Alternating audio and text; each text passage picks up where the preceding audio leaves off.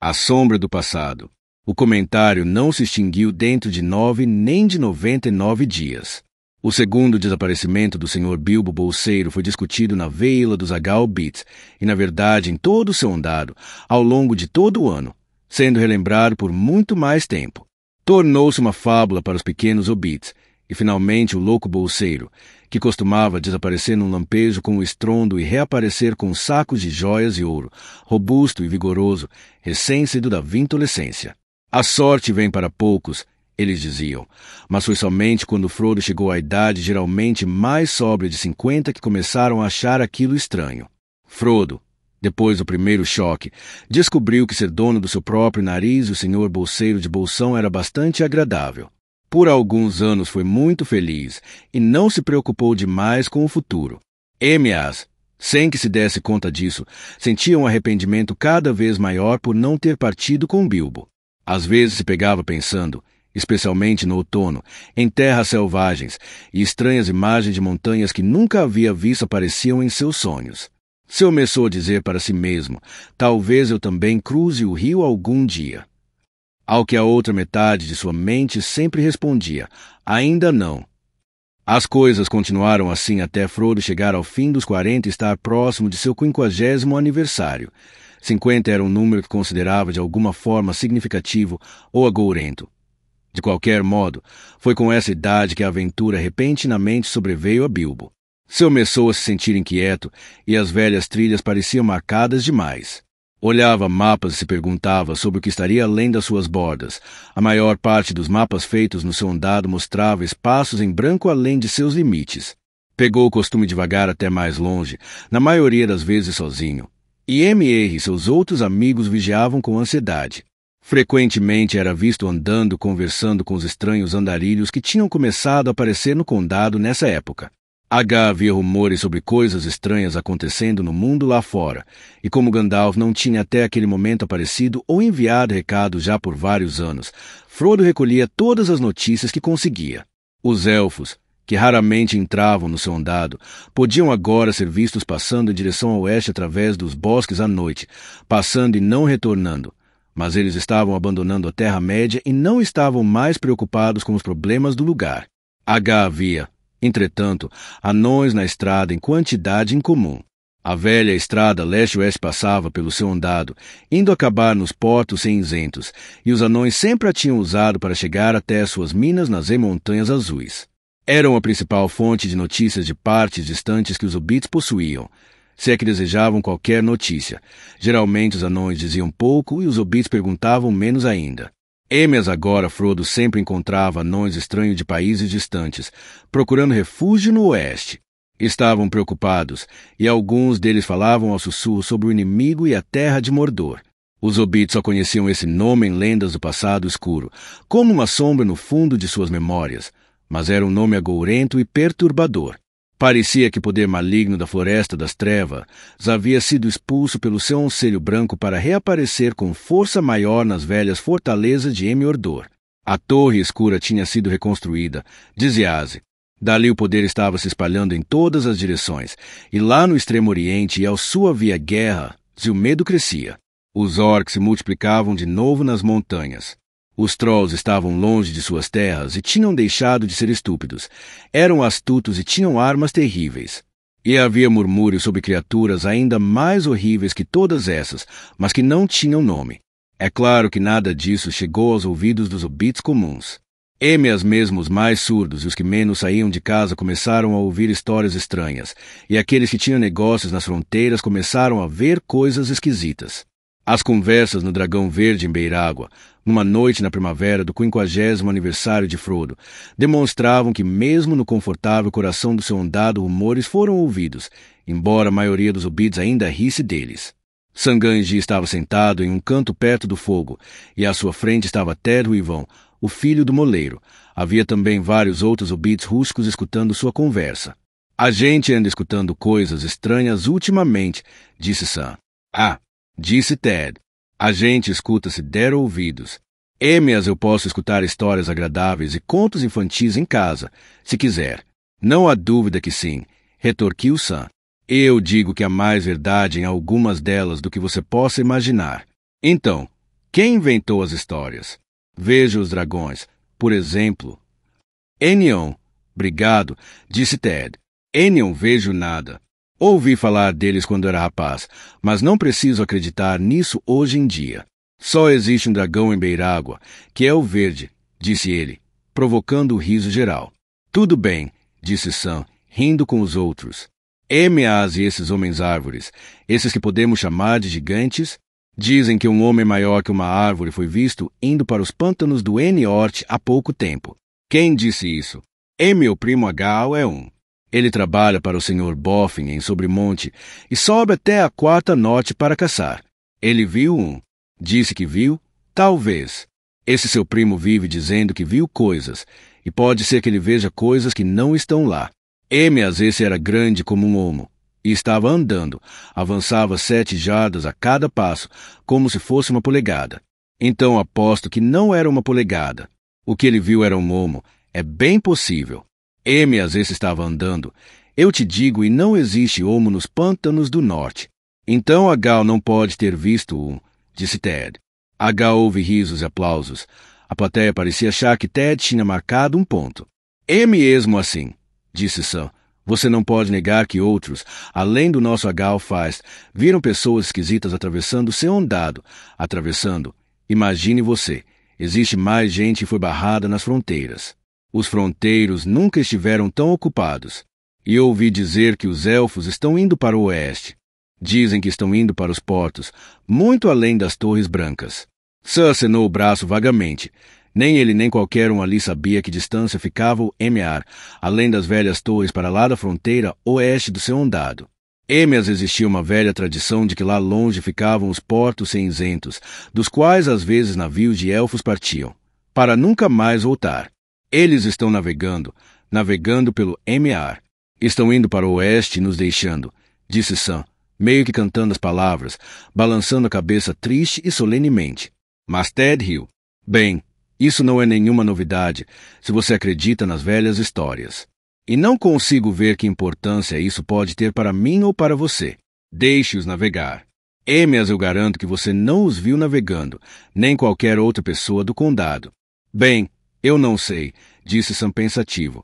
Ele acreditava ter visto um elfo uma vez nos bosques e ainda esperava ver mais deles algum dia. Dentre todas as lendas que tinha ouvido em sua infância, esses fragmentos de contos e histórias semi-esquecidas sobre os elfos que os hobbits contavam, sempre tocavam profundamente. Existem alguns, mesmo por essas partes, disse ele. Tem o Sr. Bolseiro, para quem eu trabalho. Ele me disse que estava navegando, e ele sabe um pouco sobre os elfos. E o velho Sr. Bilbo sabia mais. Tive muitas conversas com ele quando era garotinho. E nenhum dos dois regula bem, disse Ted. Pelo menos o velho Bilbo era louco, e Frodo está ficando. Se é daí que você recolheu suas informações, não preciso inventar mais nada.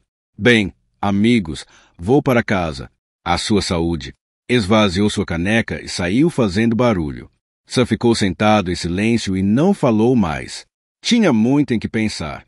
Em primeiro lugar, havia muito trabalho a fazer no jardim de Bolsão, e o dia seguinte seria cheio, se o tempo melhorasse. A grama estava crescendo rápido. Emeas tinha outras coisas na cabeça além da jardinagem. Depois de uns momentos suspirou, levantou-se e saiu. Era o começo de abril e o céu estava clareando depois de uma chuva pesada.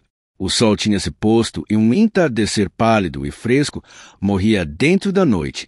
Ele caminhou sob as primeiras estrelas através da veila dos Agal Bits colina acima, assobiando doce e pensativamente. Foi bem nessa época que Gandalf reapareceu, depois de uma longa ausência. Tinha estado fora por 3 anos depois da festa. Então fez uma visita rápida a Frodo e, depois de ter dado uma boa olhada nele, partiu novamente. Durante 1 ou 2 anos consecutivos havia aparecido com bastante frequência, chegando sem ser esperado depois do anoitecer e indo embora sem avisar antes do nascer do sol. Enion discutia seus próprios assuntos e viagens, e parecia principalmente interessado em pequenas notícias sobre a saúde e os afazeres de Frodo. Depois, de repente, suas visitas cessaram. Jota fazia mais de 9 anos que Frodo não ouvia ou tinha notícias dele, e começou a pensar que o mago nunca mais voltaria e tinha perdido completamente o interesse por hobbits. Êmeas naquela noite, enquanto você estava indo para casa e anoitecia, veio a já conhecida batida na janela do escritório. Frodo recebeu seu velho amigo com surpresa e grande prazer. Eles olharam bem um para o outro. Ora, disse Gandalf, você parece o mesmo de sempre, Frodo. Você também, replicou este, mas em segredo pensou que Gandalf parecia mais velho e desgastado. Quis saber notícias suas do mundo lá fora, e logo os dois estavam numa conversa animada, que durou até tarde da noite. E na manhã seguinte, depois de um desjejum tardio, o mago e Frodo estavam sentados perto da janela do escritório. Havia um fogo forte na lareira, mas o sol estava quente e o vento vinha do sul. Tudo estava muito viçoso, e o verde novo da primavera brilhava nos campos e nas pontas dos dedos das árvores.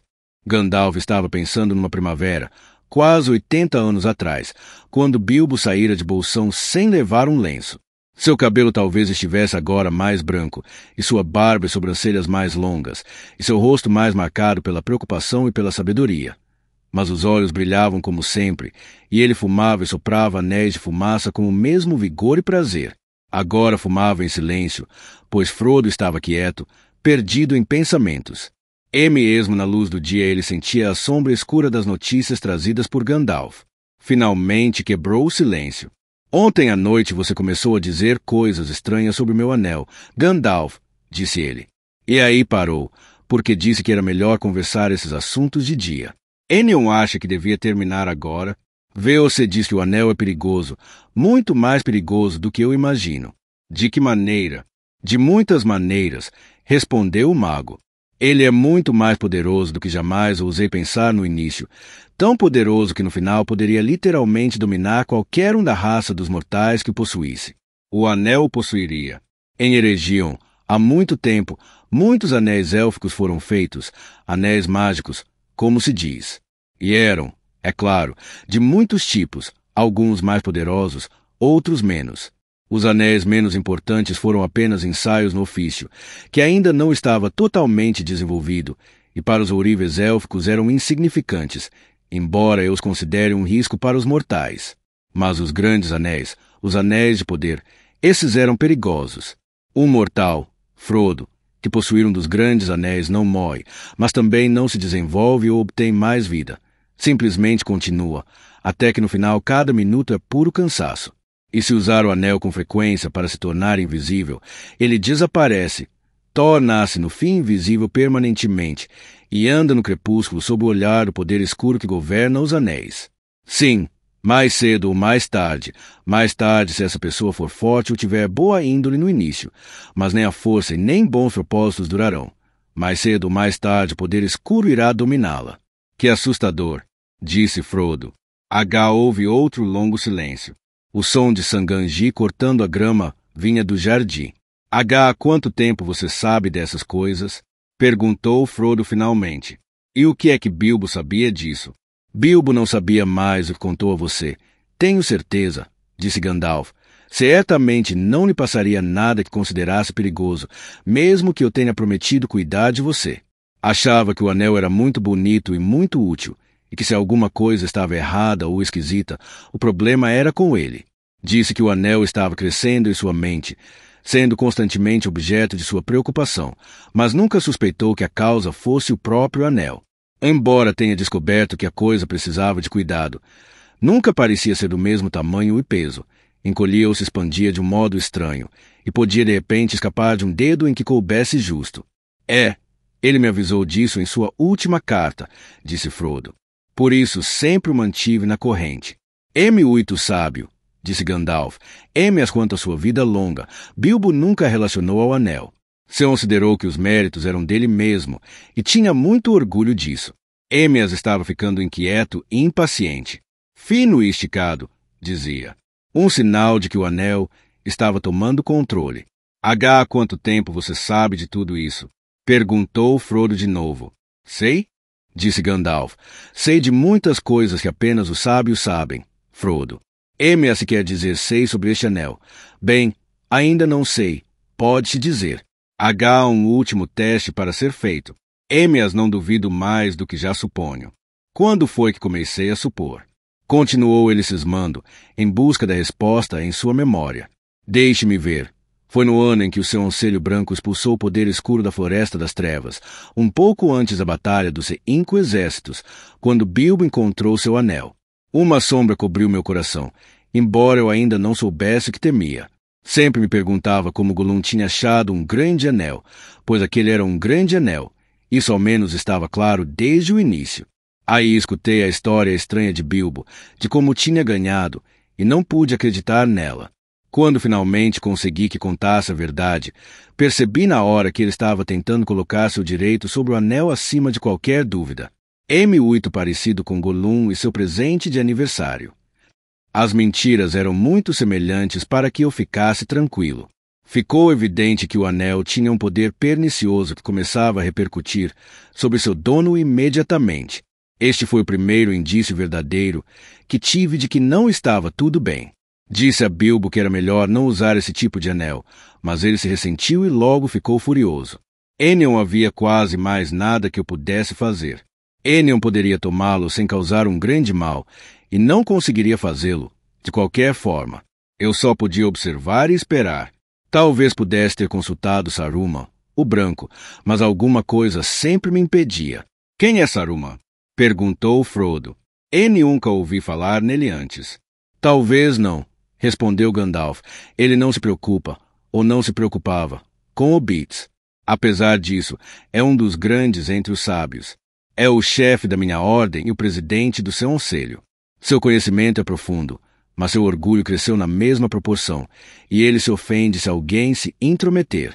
A história dos anéis élficos, grandes ou pequenos, é da sua alçada. Estudou-a por muito tempo, procurando os segredos perdidos de sua feitura. Mas quando os anéis foram debatidos no seu conselho, tudo o que nos revelou sobre seu estudo se mostrou contra meus receios. Então minha dúvida adormeceu, de modo inquieto. Ainda observei e esperei. E tudo parecia estar bem com Bilbo. E os anos passaram. Sim, passaram, e pareciam não afetá-lo. Ele não demonstrava sinais de envelhecimento. A sombra cobriu meu coração novamente. As disse a mim mesmo. Afinal de contas, ele vem de uma família de grande longevidade, por parte de mãe. Ainda há tempo. Espere. E esperei. Até aquela noite em que deixou esta casa.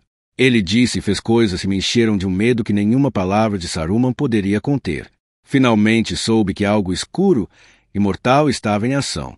Passei a maioria dos anos desde essa época descobrindo a verdade sobre isso. Não havia nenhum mal permanente já feito. Havia? Perguntou Frodo ansiosamente. Ele ficaria bem com o tempo, não ficaria? Quero dizer, ele poderia descansar em paz? Sentiu-se melhor imediatamente, disse Gandalf. Mas só existe um poder neste mundo que sabe tudo sobre os anéis e seus efeitos. E pelo que sei, não há nenhum poder no mundo que saiba tudo sobre hobbits. Entre os sábios, eu sou o único que sabe sobre a tradição hobbit, um ramo de conhecimento obscuro, mas cheio de surpresas. Podem ser moles como manteiga, porém às vezes duros como velhas raízes de árvores. Acho provável que alguns possam resistir aos anéis por muito mais tempo do que os sábios imaginam. Acho que não há necessidade de se preocupar com Bilbo. É claro que ele possuiu o anel por muitos anos e o usou, de modo que pode demorar muito até que a influência se acabe, até que rever o anel não represente um perigo para ele. Por exemplo, se isso não acontecer, ele pode viver muito, bastante feliz, apenas continuando como estava quando se separou do anel. No fim das contas, desistiu dele por sua própria vontade, um ponto importante. Enion, eu não estava mais preocupado com Bilbo, uma vez que ele tinha se livrado da coisa. É por você que me sinto responsável. Desde que Bilbo partiu, ando muito preocupado com você, e com todos esses hobbits encantadores, absurdos e desamparados. Seria um triste golpe para o mundo se o poder escuro dominasse o seu ondado, se todos vocês, estúpidos e alegres bolgers, seoneteiros, bofins, Usta-Correias e o resto, para não falar dos ridículos bolseiros, fossem todos escravizados. Frodo estremeceu. Mas por que isso deveria acontecer? Perguntou ele. E por que ele iria querer escravos assim? Para falar a verdade, replicou Gandalf, acredito que até agora, veja bem, ele ignorou totalmente a existência dos hobbits. Você deve ficar agradecido. Eme-as a sua segurança passou. Ele não precisa de vocês. Tem muitos servidores úteis, mas não se esquecerá de vocês novamente. E hobbits miseravelmente escravizados seriam muito mais do agrado dele do que hobbits felizes e livres. Existem coisas assim, como malícia e vingança. Vingança, disse Frodo. Vingança por quê? Ainda não entendo que tudo isso tem a ver com Bilbo, comigo e com nosso anel. Tem tudo a ver, disse Gandalf. Vê se ainda não sabe do perigo real, mas saberá. Eu não sabia ao certo da última vez que vim aqui, mas chegou a hora de falar. Dê-me o anel por um momento. Frodo retirou-o do bolso das calças, onde estava preso numa corrente pendurada ao cinto. Soltou-o e o entregou lentamente ao mago. Sentiu que estava muito pesado, como se o anel ou o próprio Frodo estivessem relutantes em permitir que Gandalf tocasse. Gandalf ergueu no ar. Parecia ser feito de ouro puro e maciço. Você consegue ver essas marcas nele? Perguntou o mago. Enion, disse Frodo. Enion, vejo nada. O anel é liso e nunca mostra sinais de arranhões ou de uso. Então olhe. Para a assombro e aflição de Frodo, o mago jogou o anel de repente bem no meio de um canto aceso da lareira. Frodo deu um grito e estendeu a mão tentando pegar as tenazes, mas Gandalf segurou. Espere, disse ele numa voz imperativa, lançando de suas sobrancelhas eriçadas um olhar rápido sobre Frodo. O anel não mostrou nenhuma alteração aparente. Depois de um tempo, Gandalf se levantou, fechou as folhas da janela e a cortina. A sala ficou escura e silenciosa, embora o barulho das tesouras de Sam, agora mais próximo da janela, ainda chegasse abafado do jardim. Por um momento Gandalf ficou olhando para o fogo. Depois se abaixou, tirou o anel da lareira com as tenazes e imediatamente o segurou. Frodo ficou boquiaberto. Está frio, disse Gandalf. Pegue-o. Gandalf colocou na palma da mão do outro, que estava tremendo. Parecia que o anel tinha ficado mais espesso e pesado que nunca. Erga-o, disse Gandalf, e olhe de perto.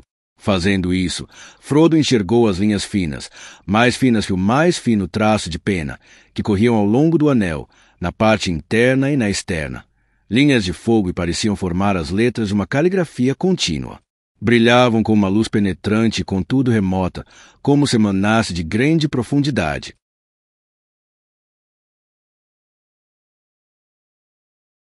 Não consigo ler as letras de fogo, disse Frodo numa voz trêmula. Enion, disse Gandalf, mas eu consigo. Essas letras são élfico, de uma modalidade arcaica, mas a língua é a de Eme-Ordor, a qual não vou pronunciar aqui. Mas isto em língua comum quer dizer, aproximadamente, um anel para todos governar, um anel para encontrá-los, um anel para todos trazer e na escuridão aprisioná-los. São apenas 2 linhas de versos conhecidos há muito tempo na tradição élfica, 3 anéis para os reis elfos sob este céu, 7 para os senhores anões em seus rochosos corredores, 9 para homens mortais fadados ao eterno sono, 1 para o senhor do escuro em seu escuro trono na terra de Mordor onde as sombras se deitam, um anel para todos governar, um anel para encontrá-los, um anel para todos trazer e na escuridão aprisioná-los na terra de Mordor onde as sombras se deitam. Parou, e então disse lentamente, uma voz profunda, este é o anel MS, um anel para todos governar. Este é um anel que ele perdeu há muito tempo, o que causou um grande enfraquecimento de seu poder. Ele o deseja muito, mas não deve obtê-lo. Frodo estava sentado em silêncio e paralisado. Parecia que o medo estava estendendo uma mão enorme, como uma nuvem escura que nascia no leste e avançava para envolvê-lo. Este anel, gaguejou. Seomo, como veio parar nas minhas mãos? Ah, disse Gandalf, essa é uma longa história. Seu início remonta aos anos Eniegros, agora apenas lembrados pelos mestres conhecedores das tradições. Se eu tivesse de lhe contar tudo, ficaríamos aqui sentados até o inverno chegar. Eme-as ontem à noite lhe falei sobre Sauron, o Grande, o Senhor do Escuro. Os rumores que ouviu são verdadeiros. Ele realmente ressurgiu, deixou seus domínios na Floresta das Trevas e voltou à sua antiga fortaleza, na Torre Escura de Eme-Ordor. Até vocês hobbits já ouviram esse nome, como uma sombra rondando os limites das velhas histórias. Sempre, depois de uma derrota e uma pausa, a sombra toma outra forma e cresce novamente. Gostaria que isso não tivesse acontecido na minha época, disse Frodo. Eu também, disse Gandalf. Seomo todos os que vivem nestes tempos. Eme-as a decisão não é nossa. Tudo o que temos de decidir é o que fazer com o tempo que nos é dado. E, Frodo, nosso tempo já está começando a ficar negro. O inimigo está se tornando muito forte. Seus planos ainda não estão amadurecidos, eu acho, mas estão amadurecendo. Será muito difícil para nós. Já seria, mesmo se não fosse por esse acaso terrível. Para o inimigo falta ainda uma coisa que lhe dê força e sabedoria para derrotar todas as resistências, quebrar todas as defesas, cobrir todas as terras com uma segunda escuridão. Ele precisa de um anel. Os 3, os mais bonitos de todos, foram escondidos dele pelos reis elfos, e suas mãos nunca os tocaram ou macularam. 7 os senhores anões possuíam, mas ele recuperou 3, e os outros foram consumidos pelos dragões. Eniove ele deu a H homens imortais, orgulhosos e poderosos, e desse modo os seduziu. H há muito tempo caíram sob o domínio do e se tornaram espectros do anel, sombra sobre sua grande sombra, seus mais terríveis servidores. H há muito tempo, fazendo há muitos anos que os Eniove foram levados para longe. Emias, quem sabe, se conforme as sombras cresçam novamente, estes também podem retornar, mas deixa para lá. Não devemos falar dessas coisas, nem numa manhã do condado. A situação agora é esta. Os Eniove foram reunidos por ele, os 7 também, ou então foram destruídos. Os 3 ainda estão escondidos. Emias não o preocupam mais. Precisa apenas do pois este foi feito por ele mesmo, pertence a ele, que permitiu que uma grande parte de seu antigo poder passasse para o anel, de modo que pudesse governar todos os outros. Se o recuperar, poderá comandar a todos novamente, onde quer que estejam, até mesmo os 3, e tudo que foi feito com eles não terá mais efeito, e ele ficará mais forte que nunca. E este é o acaso terrível, Frodo.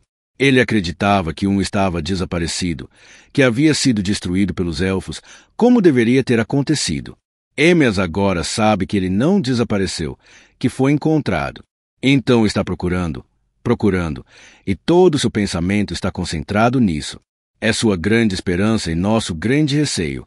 Por quê? Porque não foi destruído, gritou Frodo.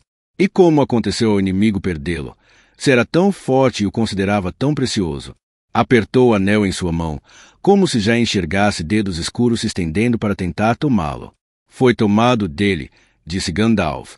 Antigamente a força de resistência dos elfos contra ele era maior, e homens e elfos não eram tão estranhos uns aos outros. Os homens de Ponente vieram ajudá-los. Este é um capítulo da antiga história que merece ser recordado. Naquele tempo também havia tristeza e uma escuridão crescente, mas houve pessoas valorosas e feitos que não foram totalmente em vão. Um dia, talvez, eu lhe conte toda a história, ou quem sabe você a escute de alguém que a conhece melhor. Eme-as por enquanto, já que acima de tudo você precisa saber como essa coisa veio parar em suas mãos, e isso já dá uma história bem longa. Vou me limitar a essa parte. Foi Gil-galad, rei elfo, que juntamente com Elendil do Ponente derrotou Sauron, embora os 2 tenham sucumbido nessa empresa. Usildur, filho de Elendil, cortou o anel da mão de Sauron e tomou-o para si. Dessa forma, Sauron foi subjugado e seu espírito fugiu e ficou escondido por muitos anos, até que sua sombra tomou forma novamente na Floresta das Trevas. Emias, o anel, foi perdido. Seaiu no grande rio Anduin e sumiu. Isildur estava marchando para o Eni-Orth ao longo da margem leste do rio, perto dos Campos de Lys. Foi assaltado pelos orcs das montanhas, e quase todo o seu povo foi assassinado. Ele pulou nas águas do rio, mas o anel escorregou de seu dedo enquanto nadava, e então os orcs o viram e o mataram com flechas. Gandalf parou. E ali, nos lagos escuros dos Campos de Lys, disse ele, o anel sumiu do conhecimento das lendas, e até mesmo esta parte de sua história conhecida apenas por poucas pessoas, e o conselho dos sábios não conseguiu descobrir mais. Emias finalmente acho que posso continuar a história. Emi-8 depois, mas ainda há muito tempo, vivia nas margens do grande rio, na borda das terras ermas, um pequeno povo de mãos ágeis e pés silenciosos. Acho que eram semelhantes aos hobbits, parentes dos pais dos grados, pois amavam o rio e sempre nadavam nele, ou faziam pequenos barcos de junco. Havia entre eles uma família muito considerada, pois era maior e mais rica que a maioria, que era governada pela avó, senhora austera e conhecedora da história antiga de seu povo. O elemento mais curioso e mais ávido de conhecimento dessa família Se chamava Sméagol. Ele se interessava por raízes e origens, mergulhava em lagos fundos, fazia escavações embaixo de árvores e plantas novas, abria túneis em colinas verdes. Com o tempo, deixou de olhar os topos das colinas, as folhas nas árvores e as flores se abrindo no ar. Sua cabeça e olhos só se dirigiam para baixo. Tinha um amigo chamado Déagol, parecido com ele, de olhos mais penetrantes, mas não tão rápido ou forte. Uma vez pegaram um barco e desceram para os Campos de Lis, onde havia grandes canteiros de íris e juncos em flor. Ali Sméagol desceu e foi fuçar as margens, mas Déagol ficou sentado no barco pescando. De repente um grande peixe mordeu a isca, e antes que soubesse onde estava, ele foi arrastado para fora do barco e dentro da água, até o fundo. Então soltou a linha, pois julgou ver alguma coisa brilhando no leito do rio, e prendendo a respiração conseguiu apanhá-la. Depois subiu soltando bolhas, com plantas em seu cabelo e um monte de lama na mão, e nadou até a margem. E veja só, quando limpou a lama, viu em sua mão um lindo anel de ouro, que brilhava e resplandecia ao sol. Seu coração se alegrou. Sméagol tinha ficado vigiando de trás de uma árvore, enquanto Déagol se regozijava com o anel. Sméagol chegou devagar por trás dele.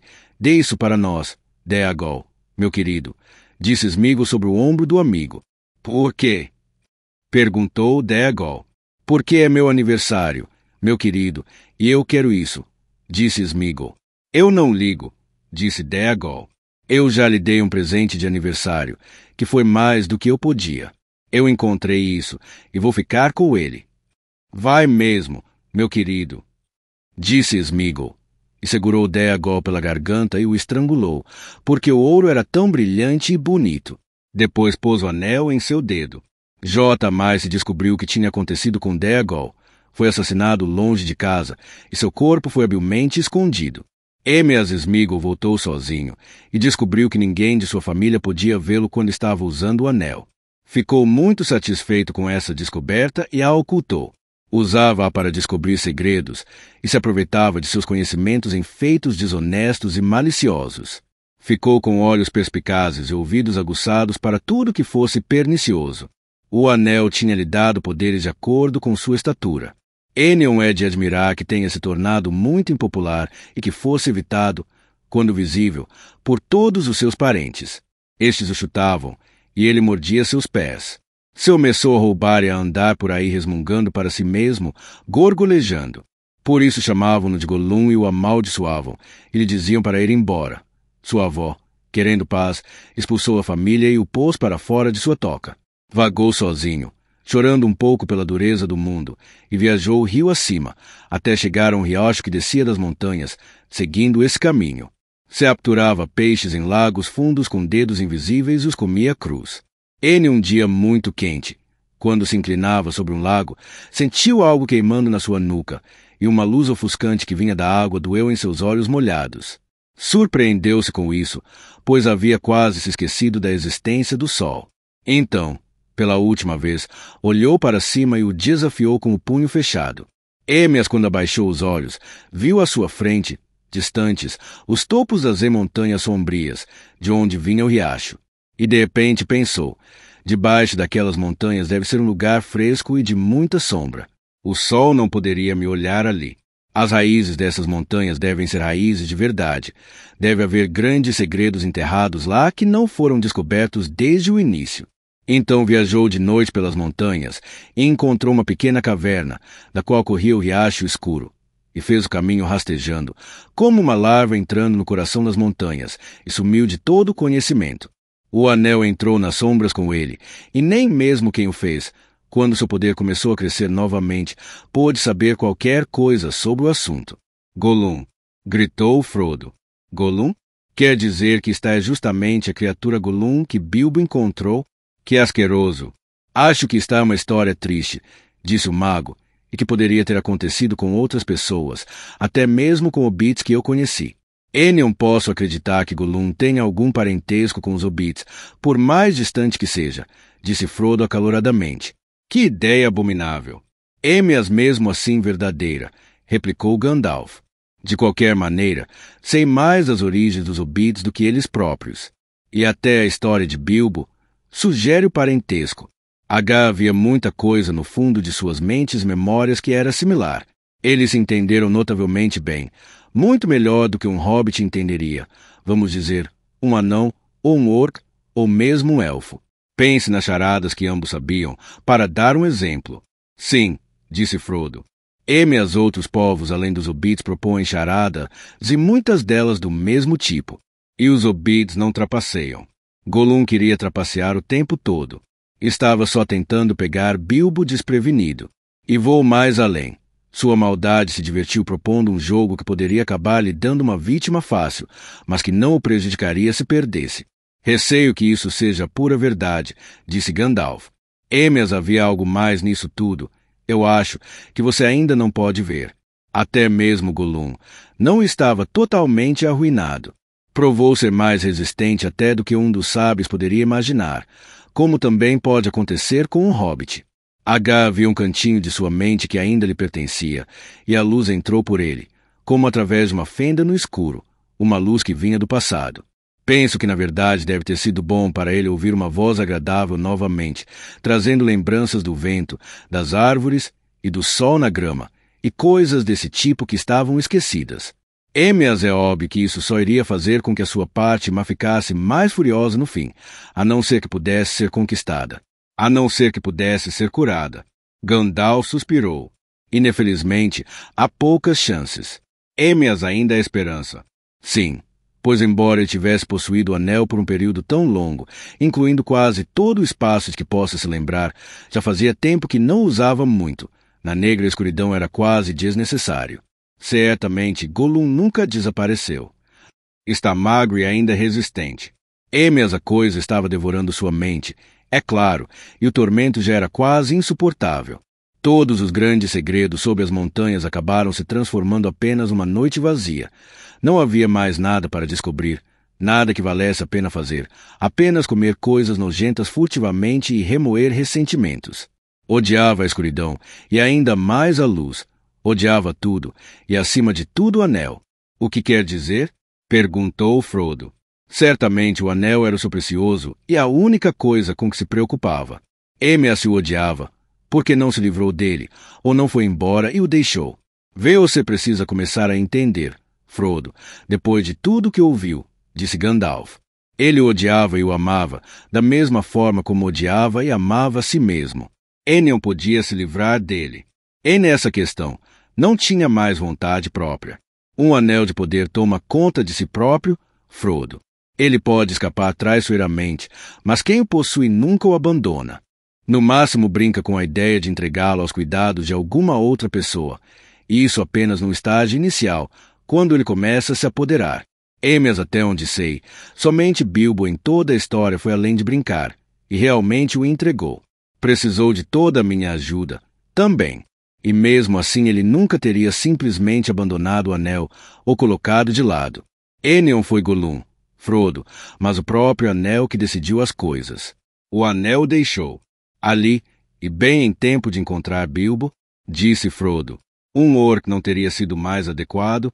Isso não é brincadeira, disse Gandalf. Não para você.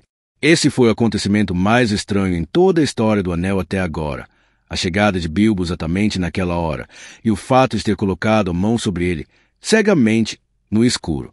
Havia mais que um poder em ação, Frodo. O anel estava tentando voltar para seu mestre. Tinha escorregado da mão de Isildur e o traíra. Depois, quando houve uma chance, pegou o pobre Déagol, e este foi assassinado, e depois disso Gollum, e o anel o devorou. Não podia mais fazer uso dele. Gollum era pequeno, mesquinho demais. Enquanto permanecesse com ele, o anel jamais deixaria o lago escuro. Então, nesse momento, quando seu mestre estava novamente acordado e enviando seu pensamento escuro da floresta das trevas, ele abandonou Gollum, para ser apanhado pela pessoa mais improvável que se poderia imaginar, Bilbo, do Condado. Por trás disso havia algo mais em ação, além de qualquer desígnio de quem fez o anel. Não posso dizer de modo mais direto. Bilbo estava designado a encontrar o anel, e não por quem o fez. Nesse caso, você também estava designado a possuí-lo. E este pode ser um pensamento encorajador. Mas não é, disse Frodo. Embora eu não tenha certeza de que entendi o que me contou. Êmeas, como você soube tudo isso sobre o anel e sobre Golum? Vê ou se realmente sabe de tudo isso, ou ainda está só adivinhando. Gandalf olhou para Frodo, e seus olhos brilharam. Eu sabia muito, e aprendi muito, respondeu ele. Êmeas, não vou prestar contas de tudo que fiz para você. A história de Elendil e Usildur e do Anel é conhecida por todos os sábios. E ficou demonstrado, apenas pelas letras de fogo, que o seu anel é um, mesmo deixando de lado outras evidências. E quando você descobriu isto? Perguntou Frodo, interrompendo. Agora há pouco, nesta sala. É claro, respondeu o mago secamente. Êmeas já esperava fazer essa descoberta. Voltei de escuras jornadas e de uma longa procura para fazer o teste final. É a última prova e as coisas agora estão muito claras. Descobrir a parte de Golum e ajustá-la à lacuna da história exigiu alguma reflexão.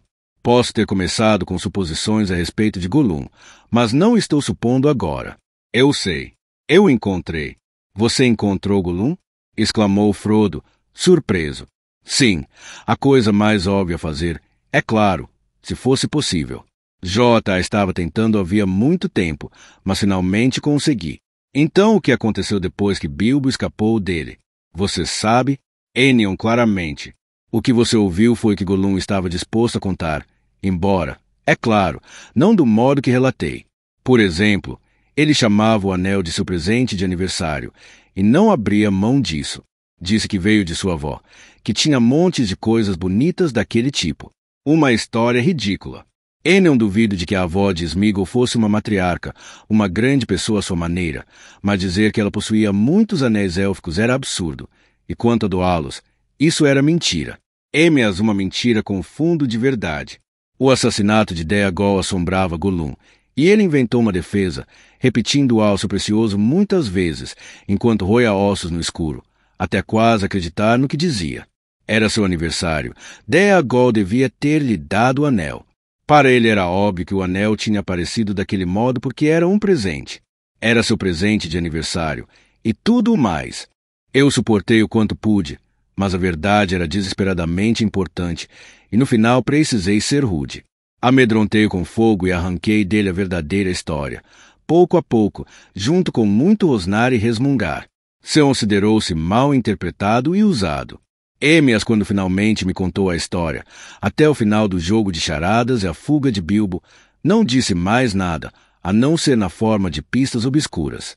Alguma outra coisa o amedrontava mais que eu.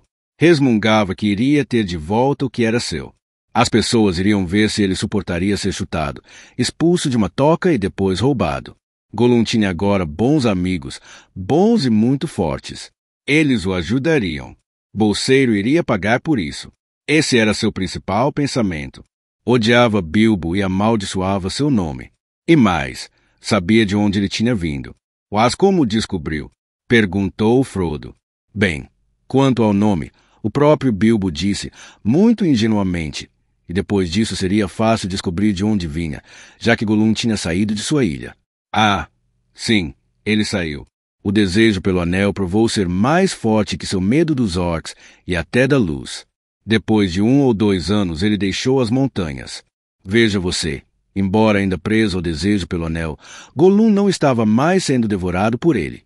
Começou a reviver um pouco.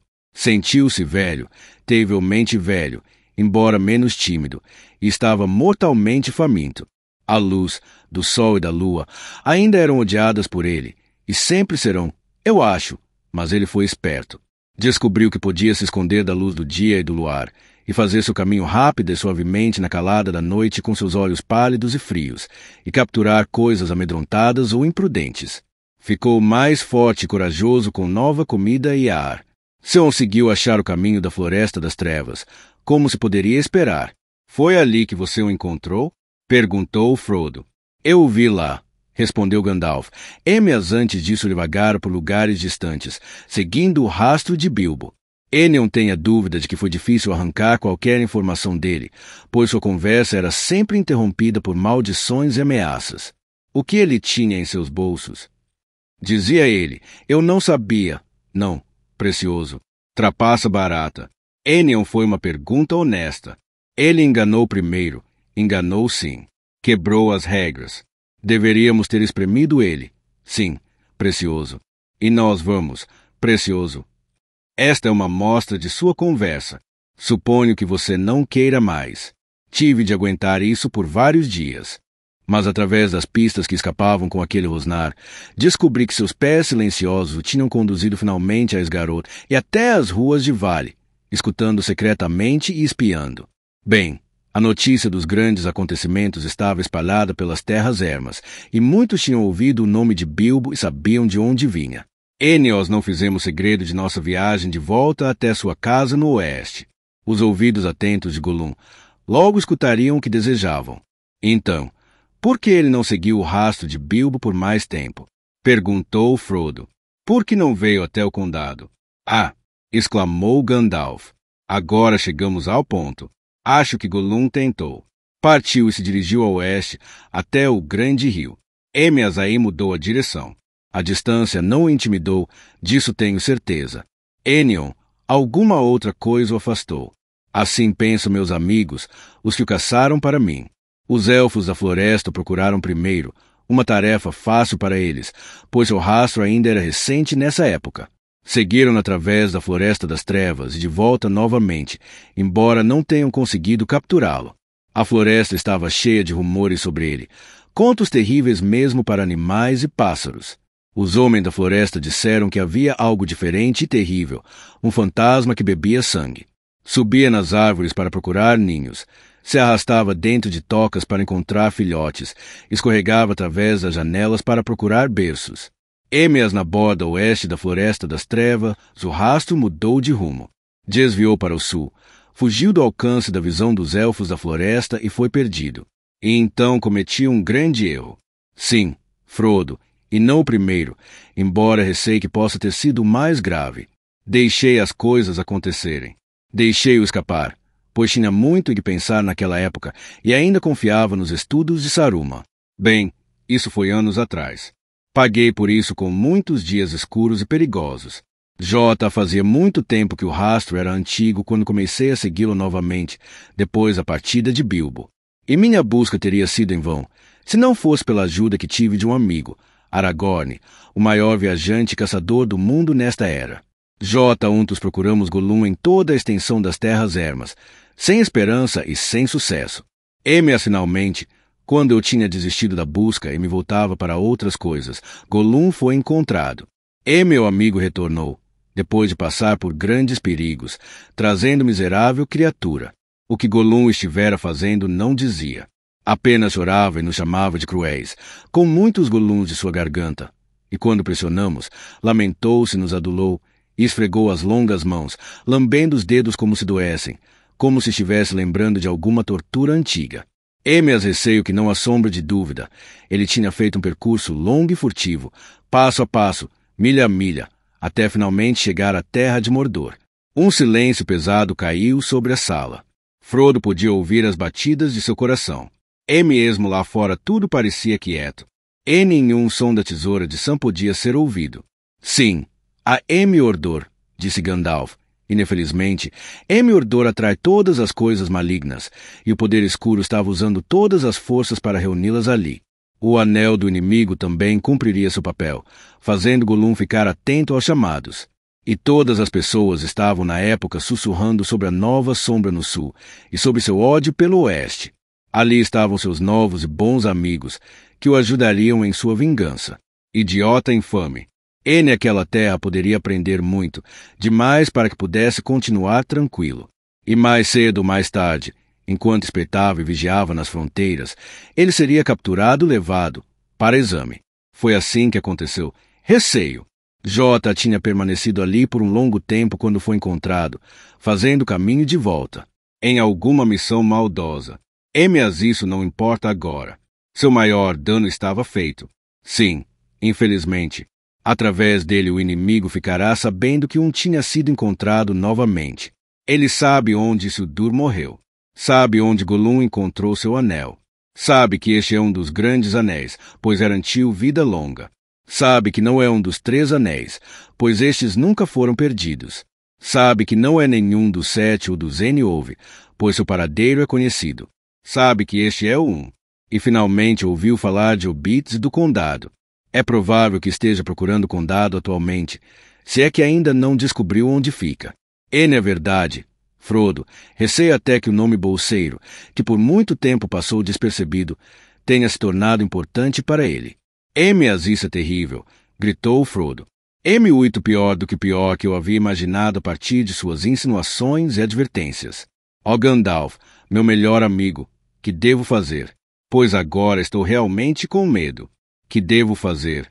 É uma pena que Bilbo não tenha apunhalado aquela criatura vil, quando teve a chance. Pena? Foi justamente pena que ele teve. Pena e misericórdia, não atacar sem necessidade. E foi bem recompensado, Frodo. Tenha certeza de que ele foi tão pouco molestado pelo mal, e no final escapou, porque começou a possuir o anel desse modo. Com pena. Sinto muito, disse Frodo. M-as estou com medo, e não sinto nenhuma pena de Gollum. Você não o viu, Gandalf interrompeu. Enion vi e não quero ver, disse Frodo. Não consigo entender você. Quer dizer que você e os elfos deixaram-no viver depois de todas as coisas horríveis que fez? Agora, de qualquer modo, ele é tão mau quanto um orc e um inimigo. Merece a morte. Merece.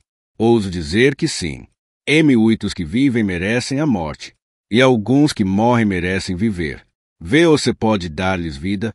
Então não seja tão ávido para julgar e condenar alguém à morte. Pois mesmo os muito sábios não conseguem ver os dois lados. Enion tenho muita esperança de que Gollum possa se curar antes de morrer, mas existe uma chance. E ele está ligado ao destino do Anel. Meu coração me diz que ele tem ainda algum tipo de função a desempenhar, para o bem ou para o mal, antes do fim. E quando a hora chegar, a pena de Bilbo pode governar o destino de muitos, e o seu também. De qualquer forma, não matamos. Está muito velho e infeliz. Os elfos da floresta mantêm preso, mas o tratam com toda a gentileza que tem em seus sábios corações. É mesmo assim, disse Frodo. É mesmo que Bilbo não pudesse matar Gollum. Gostaria que não tivesse ficado com o anel. Gostaria que nunca o tivesse encontrado e que eu não o possuísse agora. Porque permitiu que eu ficasse com ele. Porque não me obrigou a jogá-lo fora ou a destruí-lo. Permitir? Obrigar? Disse o mago. Vê ou você não prestou atenção em tudo o que eu disse? Vê ou você não sabe o que está dizendo? M-as quanto a jogá-lo fora. Isto seria obviamente errado. Esses anéis têm um modo de ser encontrados. Em mãos perversas, este poderia ter causado um grande mal. Pior de tudo, poderia ter caído nas mãos do inimigo. N é verdade, certamente cairia, pois este é o um, e ele está exercendo todo o seu poder para encontrá-lo ou atraí-lo para si. É claro, querido Frodo, foi perigoso para você, e isso me preocupou muito.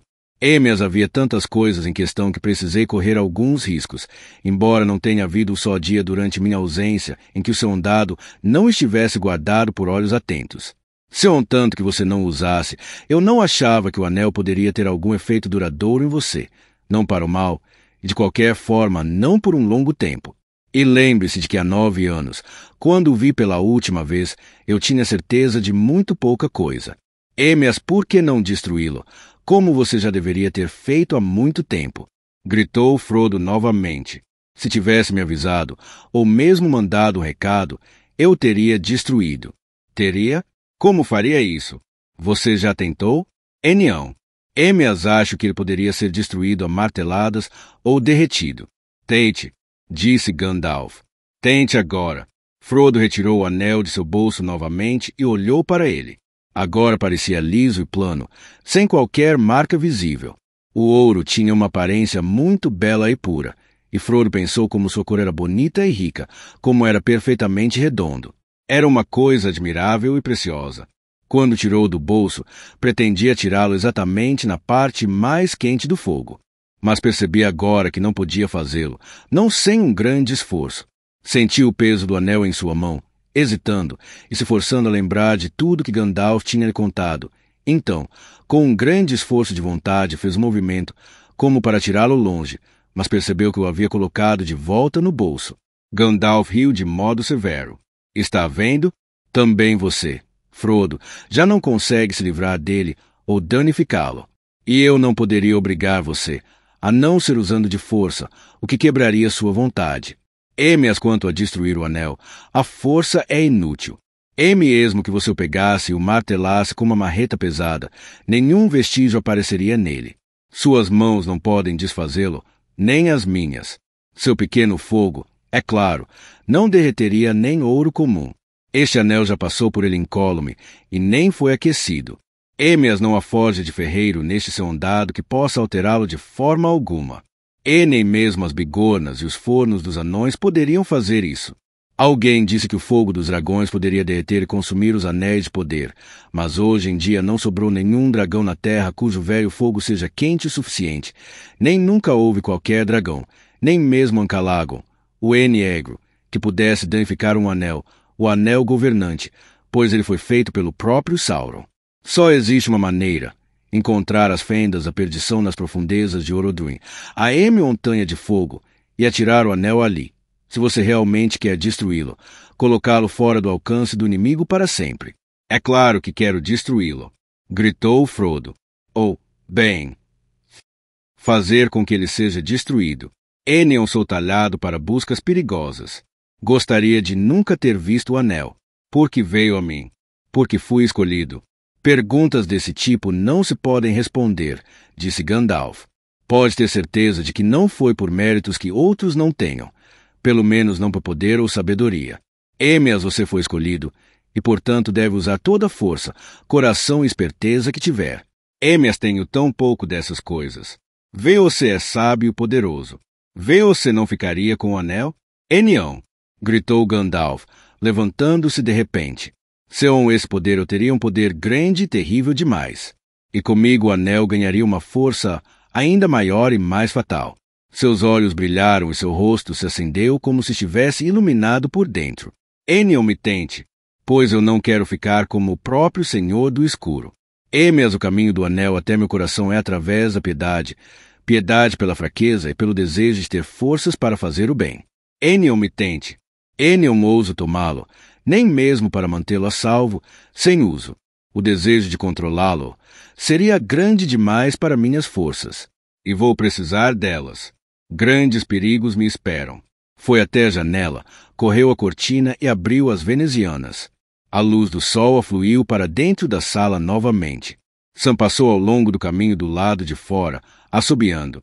E agora, disse o mago, voltando-se para Frodo, a decisão é sua. Êmeas sempre ajudarei você. Seu colocou a mão no ombro de Frodo. Ajudarei você a carregar este fardo, enquanto precisar carregá-lo. Êmeas, precisamos fazer alguma coisa logo. O inimigo está se aproximando.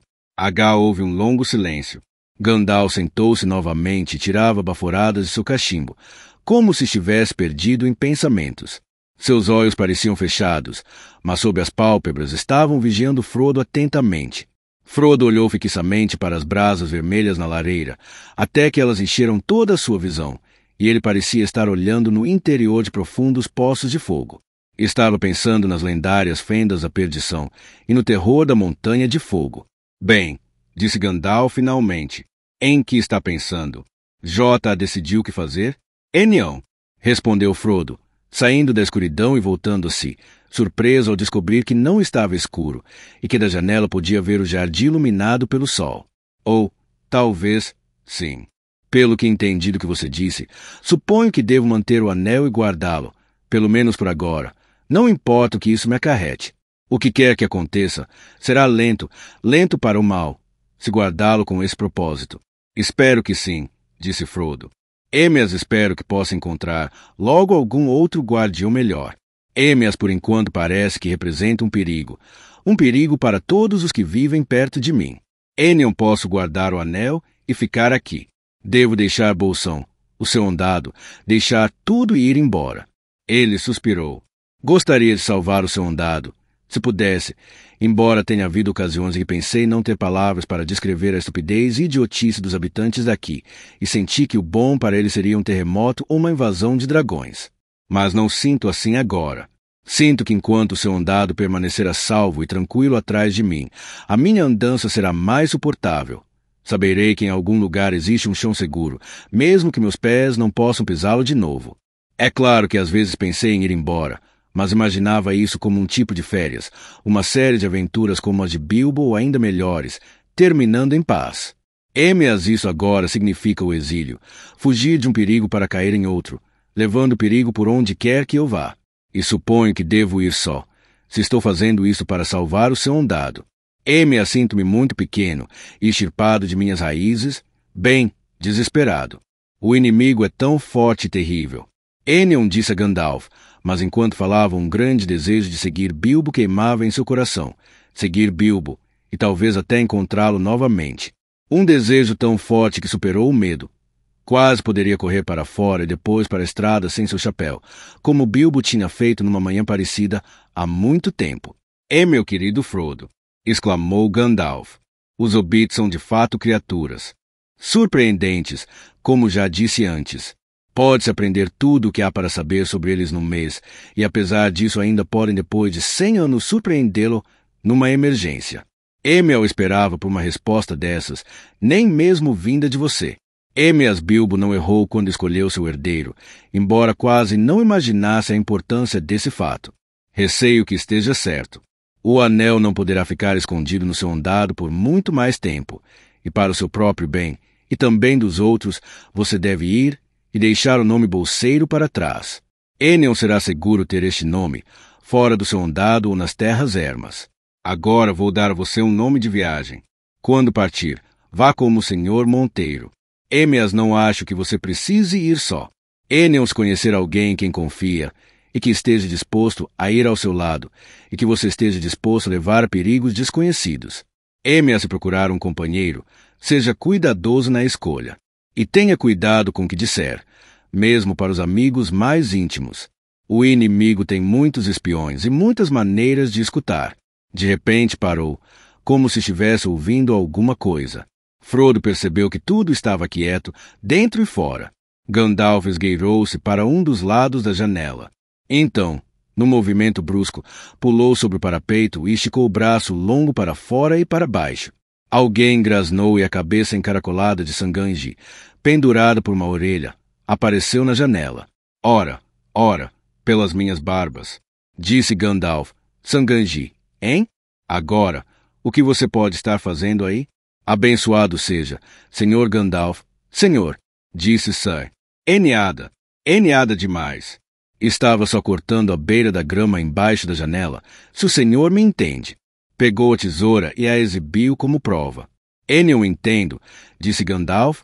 Sério. Jota, faz um tempo que parei de ouvir o som de sua tesoura. Há quanto tempo você está espionando? Espionando, senhor? Perdão, mas não estou entendendo. Enion há segredos em Bolsão. Disso eu não duvido. Enion, seja tolo.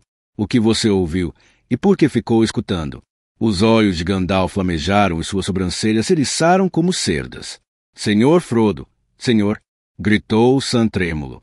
Enion, deixe que ele me machuque. Senhor, Enion, deixe que ele me transforme em alguma coisa apavorante. Meu velho pai ficaria tão magoado. Eu não queria fazer mal. Palavra de honra. Senhor, ele não vai machucar você, disse Frodo, mal podendo conter o riso, embora ele mesmo estivesse assustado e bastante surpreso. Ele sabe tanto quanto eu que você não queria fazer mal a ninguém. Émias, venha até aqui e responda as suas perguntas diretamente. Bem, senhor, disse Sam, tremendo um pouco ainda. Escutei um bocado que não entendi direito sobre o inimigo e anéis e o senhor Bilbo, senhor, e dragões, e uma montanha de fogo, e elfos, senhor. Escutei porque não pude me segurar. Se entende o que quero dizer. Perdoe, senhor, mas adoro histórias desse tipo. E acredito nelas também. Não importa o que Ted possa dizer. Elfos, senhor, eu adoraria vê-los. O senhor não poderia me levar junto para ver os elfos quando for? De repente, Gandalf riu. Entre, gritou ele, e colocando para fora os 2 braços, levantou atônito Sam, a tesoura e pedaços de grama cortada e tudo mais, exatamente através da janela, colocando no chão. Levá-lo para ver os elfos, hein? Disse ele, olhando Sam de perto, mas com um sorriso brilhando em seu rosto. Então você escutou que o senhor Frodo está indo embora? Escutei, senhor, e é por isso que eu engasguei. E ao que parece, senhor ouviu. Tentei não engasgar, senhor, mas aquilo explodiu. Fiquei tão atordoado. Não posso evitar, Sam, disse Frodo com tristeza. De repente percebeu que fugir do seu andado implicaria despedidas muito mais dolorosas do que simplesmente dizer adeus aos confortos conhecidos de Bolsão. Preciso ir. M.A.S. E aqui olhou firme para Sam. Se realmente gosta de mim, manterá isso em segredo absoluto. Entende? Se não fizer isso, se você soltar uma só palavra do que escutou aqui, então quero que Gandalf transforme num sapo pintado e encha o jardim de cobras. Sam caiu de joelhos, tremendo. Levante-se, Sam, disse Gandalf. Pensei em algo melhor que isso. Algo para fechar sua boca e puni-lo de modo exemplar por ter ficado escutando a conversa. Você irá embora com o Sr. Frodo. Eu, senhor? Gritou Sam, pulando como um cachorro que é convidado para um passeio. Eu ir e ver elfos e tudo mais? Vê e vê-a, gritou ele, rompendo em lágrimas.